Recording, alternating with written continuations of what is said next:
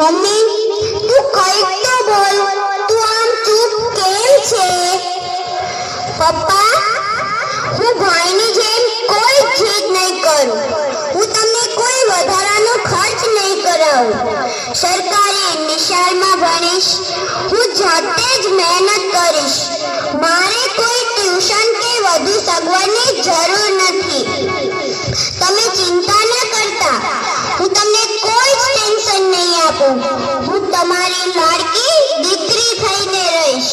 તમારું નામ રોશન કરીશ. તમે જ્યારે થાકીને ઘરમાં આવો ત્યારે હું તમને હસતા મોઢે પાણીનો ગ્લાસ આપીશ. તમારી માટે સરસ સરસ વાનગીઓ બનાવતા શીખીશ. સાચે જ પપ્પા, હું કોઈ જીદ નહીં કરું, પરંતુ તમે કંઈક તો બોલો.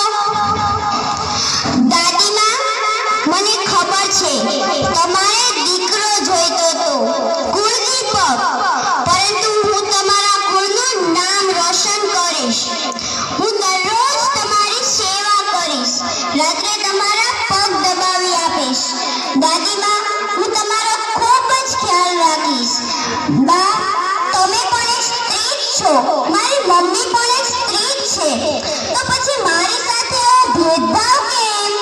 કેમ તમે લોકો કંઈ બોલતા નથી?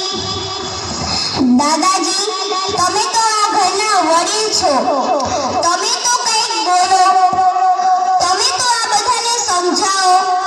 તમે જે ભગવાનના મંદિરે દરરોજ જાઓ છો ને, તે ભગવાને બનાવેલ આ સુંદર મારે જોવી છે. મારે પણ મારી માના ખોળામાં આવડવું છે. પપ્પાની આંગળી પકડીને ચાલતા શીખવું છે. તેમની કમર પર બેસીને ઘોડો ઘોડો રમવું છે. બા પાસેથી સરસ વાર્તાઓ સાંભળતા સૂવું છે. આ સરસ મજાની દુનિયાને જોવી છે. પૃથ્વી પર પાપા પગલે ચાલવું છે. પક્ષીઓના મીઠા ગીતો સાંભળવા છે. મારે પણ જીવનનો આનંદ ઉઠાવવો છે. મારે આ ખુલ્લી હવામાં શ્વાસ લેવો છે.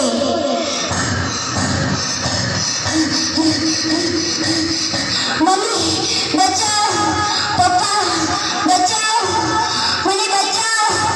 બા, દાદા, બચાવો. બચાવો. મારે પણ જીવવું છે.